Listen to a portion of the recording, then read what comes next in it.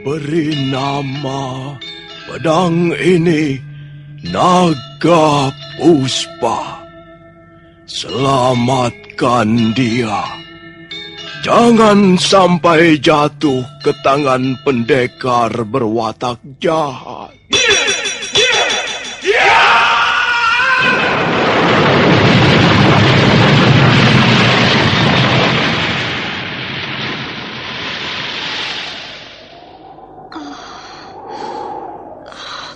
Kakang Kamandanu, kau masih juga tidak percaya bahwa aku mencintaimu.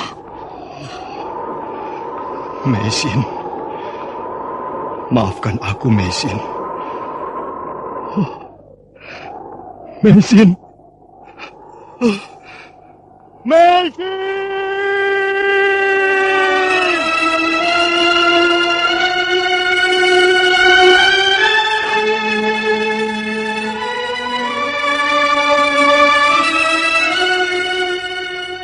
Tutur Tinula.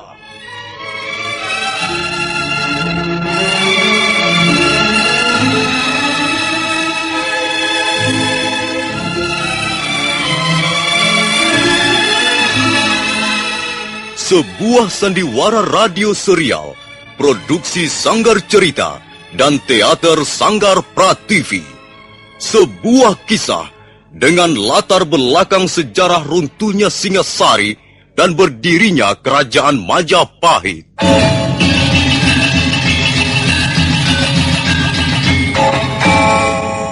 Sandiwara ini didukung oleh pemain-pemain radio yang sudah ternama. Ferry Fadli, Ivone Rose, dan Eli Ermawati.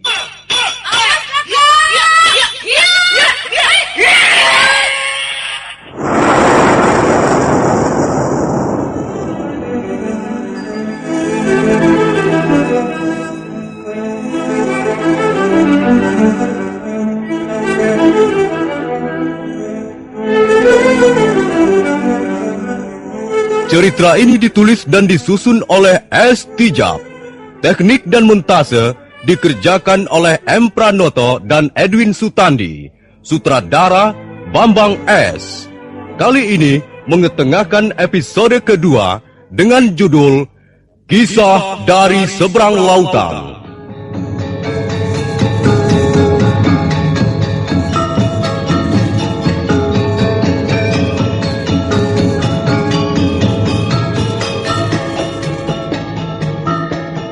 Dalam seri yang ke-43 ini, didukung oleh para pemain, Mamok Pratomo sebagai Kertanegara, Heri sebagai Diawijaya, Rusli sebagai Rangga Lawe, Budi Klontong sebagai Banyak Kapuk, Bambang Hermanto sebagai Gajah Pangon, Lukman Tambose sebagai Empu Tong Bajil, Margaret sebagai Dewi Sambi, Hari El sebagai Kebo Tengah, Kasdu sebagai Lembu Sora, dan Nusri pembawa cerita. Awas Kakang Banyak Kapuk, Gajah Pangon. Hati-hati, bahaya mengancam di sekeliling kita. Iya, rupanya kita telah terperangkap di desa ini. Apakah kita akan melawan mereka di Ronggolawe? Aku ingin melihat sampai di mana kekuatan pasukan gelang-gelang.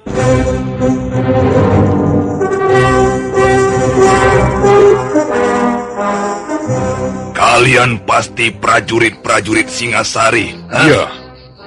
Iya. Dan kalian pasti para pengacau dari gelang-gelang, bukan? Aku kenal suaramu. Bukankah kau Senopati Ronggolawe? Perintahkan agar orang-orangmu menyerah. Sebab kalau tidak kami akan menumpas habis kalian semua. Dan akan kami seret ke kota Singasari. Adikku Sambi, kau lihat sendiri betapa sombongnya orang-orang Singasari. Sikat saja, Kakang. Mumpung hari masih gelap. Besok desa ini akan geger karena mayat-mayat prajurit Singasari bertumpuk di sepanjang jalan. Ranggalawe, lebih baik kau dan pasukanmu kembali ke Singasari.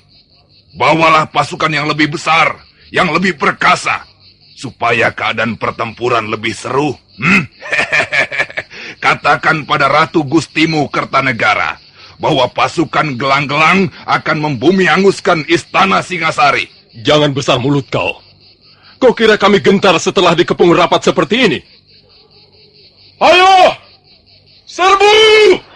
Terjang mereka! Yeah!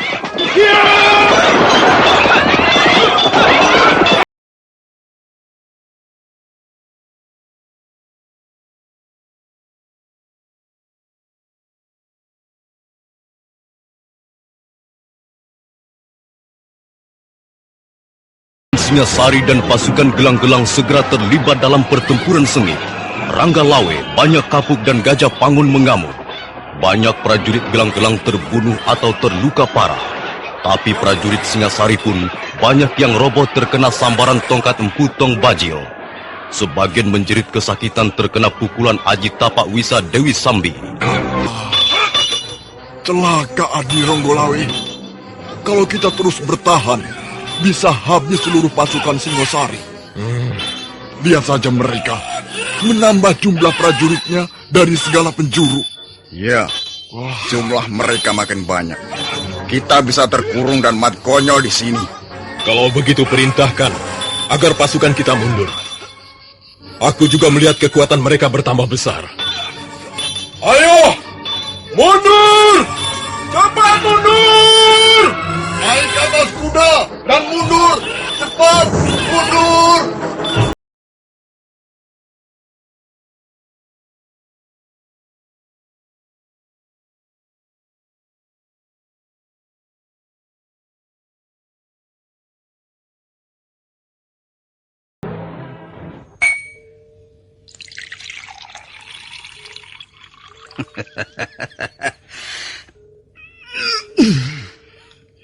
Ayo, tuang lagi. Penuhilah mangkuk arakmu supaya tidurmu bermimpi indah tentang Singasari. Ayo. Mengapa kau diam saja, Kebo Tengah? Ampun, Gusti. Hamba sudah minum 3 mangkok, Gusti. Hamba takut mabok. Kamu tolol. Kau abdi yang tolol. Siapa yang tak suka mabok adalah orang tolol. Lebih tolol dari sapi yang paling tolol.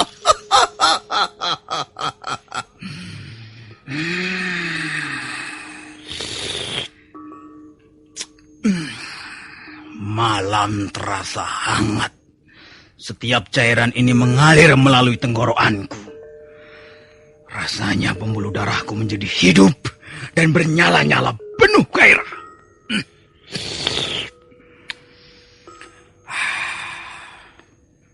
Apa artinya 1 mangkok, Kebo Tengah? Eka Patmasari, Gusti.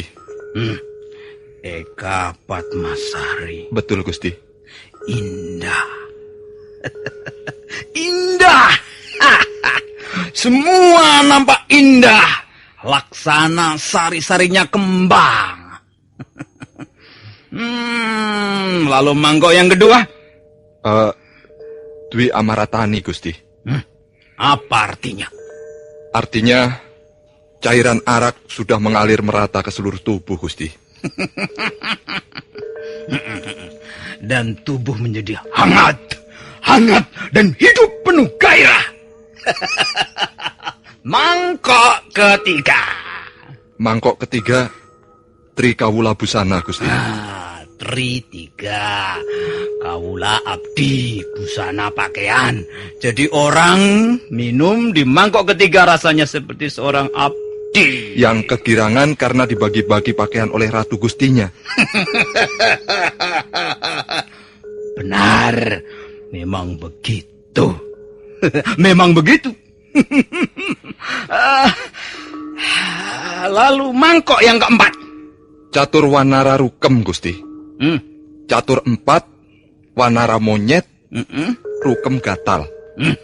Jadi Catur Wanara Rukem artinya seperti seekor monyet yang kegatalan, Gusti. Diam kamu! Aku tidak mau mangkok yang keempat. Aku raja, raja besar. Jangan kau samakan dengan monyet. Kamulah yang monyet. Monyet yang Cina, yang setia, yang baik, yang selalu di dekatku. Bukankah begitu, Kebo Tengah? Iya, benar Gusti. Lalu mangkok yang kelima apa? Apa? Ha? Pancasura Panggah Gusti. Oh, bagus. Bagus. Itulah aku. Itulah Prabu Kertanegara. Panca artinya 5, Suropanggah, sakti, dikdaya, dan berani. Panca Suropanggah artinya aku yang paling sakti, yang paling berani dan tak pernah terkalahkan di medan laga. Akulah yang terbesar. Tak ada yang berani menandingi. Semua tunduk, semua menurut. Aku senang mangkok yang kelima ini. Mangkok yang kelima adalah mangkok seorang raja seperti Kertanegara.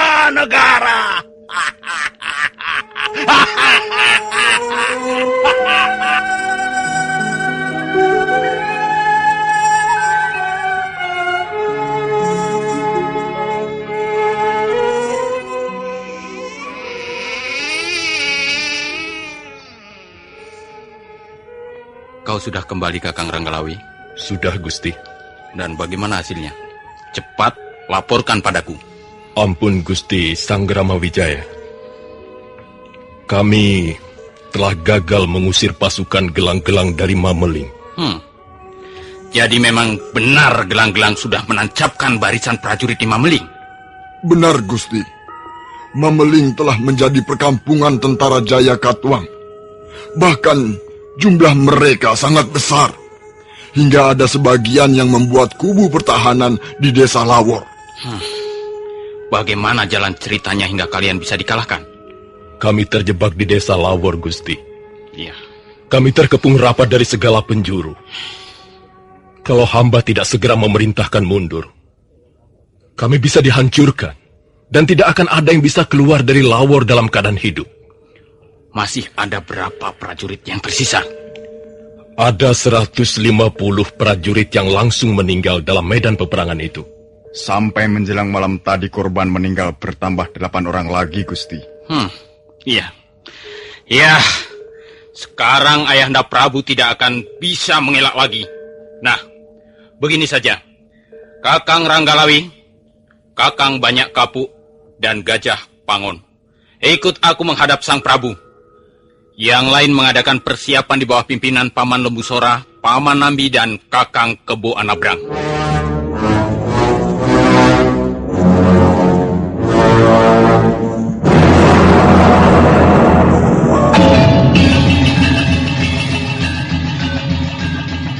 Hei, ada apa ini? Ada apa? Mengapa kalian beramai-ramai menghadap tanpa aku panggil? Apakah tidak ada lagi hari esok hingga kalian mengganggu kesenangan raja kalian? Ampun, Ayahanda Prabu. Mohon ampun kalau kami menghadap tanpa dipanggil lebih dulu. Ada berita penting yang hendak kami sampaikan ke hadapan Ayahanda Prabu. Berita penting apa? Ayo, lekas katakan. Asal jangan mengenai kabar burung bahwa Jaya Katuang mau berontak. Ampun, Ayahanda Prabu. Hal itu sekarang bukan lagi kabar burung, Ayahanda Prabu. Benar, Baginda.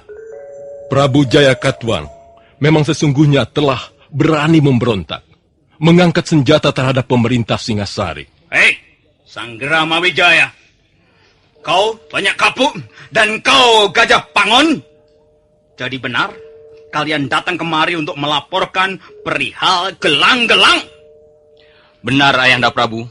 Harap Ayahanda Prabu ketahui bahwa pasukan gelang-gelang sekarang sudah memasang tenda di desa Mameling. Itu bukan bukti yang kuat bahwa gelang-gelang hendak mencaplok Singasari. Kalau Ayahanda Prabu ingin bukti yang kuat, maka kami dapat menunjukkan. Mana? Mana? Cepat tunjukkan! Ampun, Ayahanda Prabu.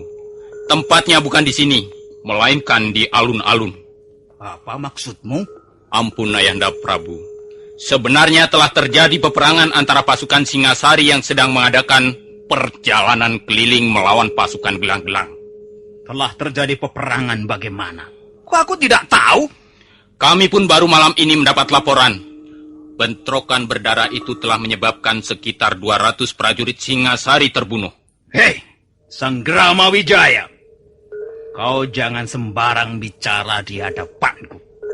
Ayo, tunjukkan, perlihatkan bukti bahwa prajurit-prajurit gelang-gelang telah menyerang prajurit-prajurit Singasari. Mari silahkan Ayahanda Prabu menyaksikan sendiri di alun-alun.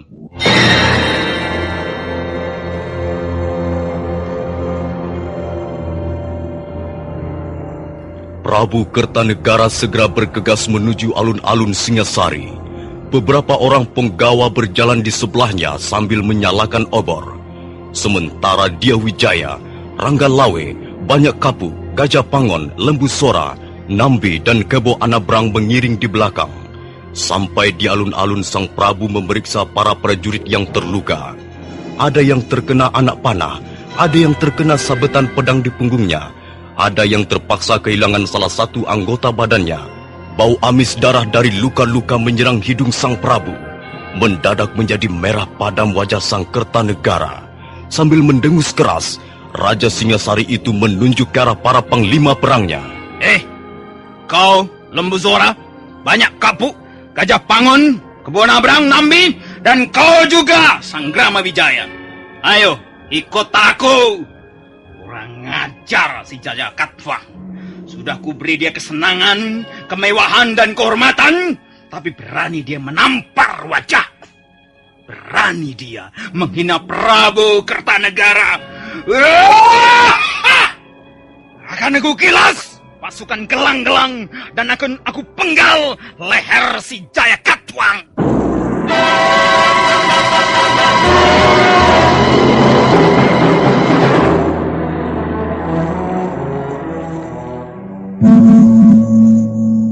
Dengar!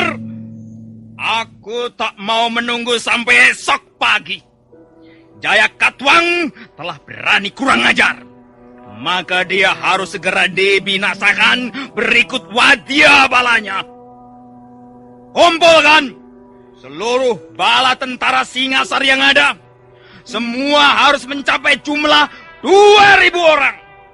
Setelah itu, kutugaskan Sanggrama Wijaya, Ranggalawe, Banyak Kapu, Kebo Anabrang, dan Gajah Pangon memimpin bala tentara menyerbu Mameling. Ampun Ayahanda Prabu, apakah jumlah itu tidak berlebihan? Desa Mameling harus dijadikan Karangabang. Aku tak mau melihat satupun di antara mereka yang mendukung Jaya Katwang selamat. Semua harus dibinasakan. Ampun Gusti Prabu. Menurut pendapat hamba, jumlah itu memang terlalu besar. Separuh lebih dari jumlah prajurit Singasari yang ada.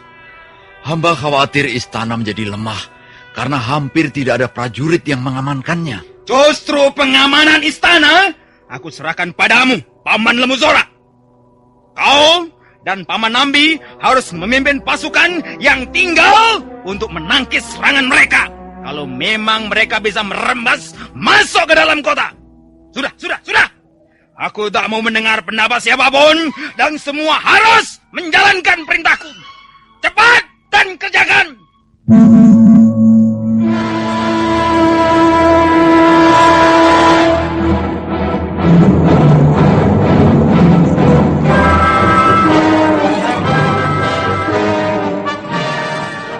Malam itu juga, bala tentara Singasari yang berjumlah 2.000 orang segera berangkat ke Mameling.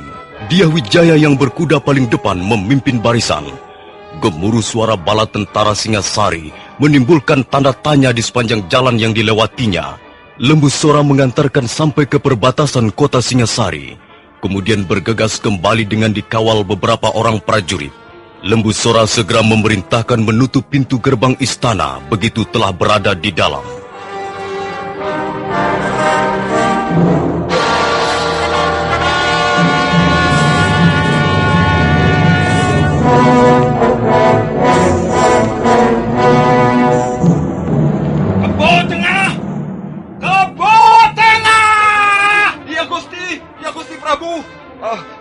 Kebo Tengah siap menjalankan perintah, Gusti. Apakah bala tentara Singasari sudah berangkat? Sudah, Gusti. Mereka sudah berangkat. Di istana hanya tinggal 500 orang prajurit punggawa. Mereka semua berjaga-jaga di sepanjang benteng di balik pohon-pohon Brahmastana. Di mana letak Mameling? Di dekat Lawor, Gusti. Tidak jauh dari Aksa dan desa Lembah Pitu. Besok, desa itu akan lenyap dari muka bumi. Dan Jaya Katwang berikut bala tentaranya akan binasa dengan hina. Begitulah hukuman bagi seorang pemberontak negara. Mangkuk! Iya, Gusti. Ambilkan mangkuk. Mangkuk tuaku ke tengah. Baik, Gusti.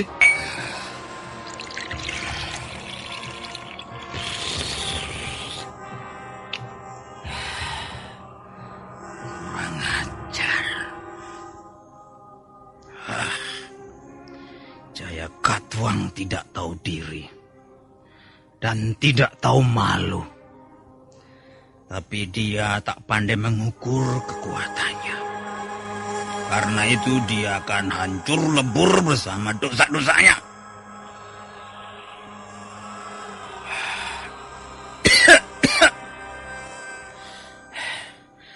Pedang telah diasah. Genderang perang telah ditabuh. Dan barisan prajurit-prajurit perkasa telah berangkat menumpas musuh. Derapnya membahana ke seluruh pelosok negeri. Siapa tak gentar menghadapi Singasari? Besok, kalau Mameling telah menjadi telaga darah, dan Jaya Katwang meraung-raung mendekap luka-lukanya sambil menyadari kekeliruannya, maka Kertanegara akan minum tua di tempat ini. Sambil bernyanyi tentang lagu-lagu kemenangan, tentang bendera, panji-panji, dan tunggul-tunggul kemenangan, tentang kebesaran Singasari, dan tentang...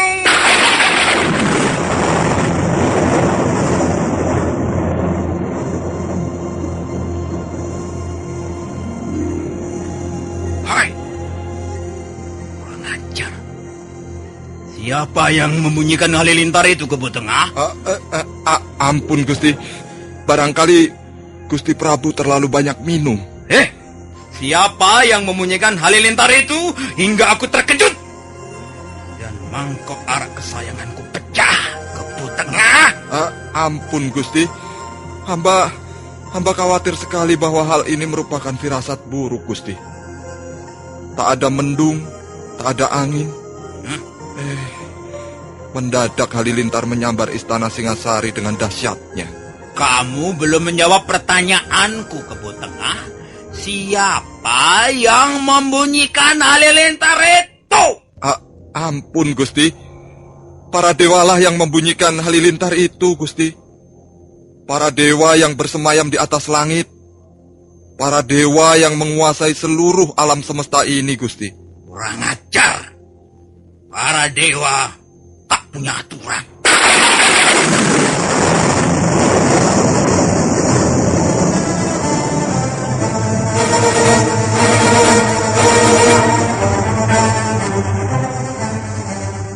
Kebo Tengah kelihatan sangat cemas. Dia tak berani menatap wajah Prabu Kertanegara yang sedang marah-marah tak keruan ujung pangkalnya. Nah, para pendengar sekalian, bagaimana kisah selanjutnya? Apakah yang akan terjadi di Desa Mameling dan Istana Singasari? Silakan mengikuti pada seri berikutnya. Sampai jumpa.